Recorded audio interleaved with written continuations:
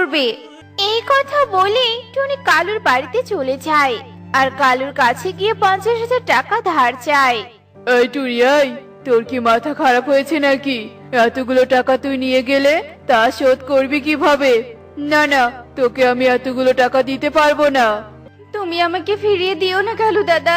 তোমার মনে পড়ে কালু দাদা, একদিন তুমিও বিপদে পড়েছিলে আর আমি তোমাকে সাহায্য করেছিলাম। ও বুঝেছি, তুই সেই টাকার কথা ভুলতে পারিসনি। এই নে তোর 500 টাকা, আর এখন আমার বাড়ি থেকে দূর হয়ে যা। আর কখনো আমার বাড়িতে পা রাখবি না, এই বলে দিলাম। কালুর কথা শুনে টুনি কাঁদতে কাঁদতে সেখান থেকে চলে যায় আর সারা দিন ঘুরে টাকা খুঁজতে থাকে, কিন্তু কোথাও সে টাকা খুঁজে পায় না।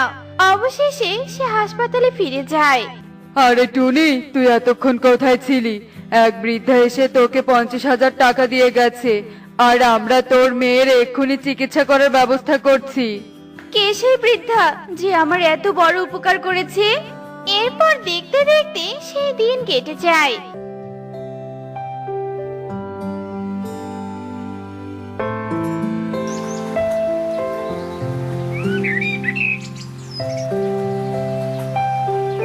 এদিকে টুকিও রাতের মধ্যে সুস্থ হয়ে যায়।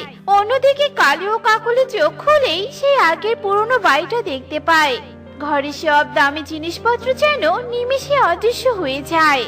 কালু, কালু, এসব কি হয়েছে?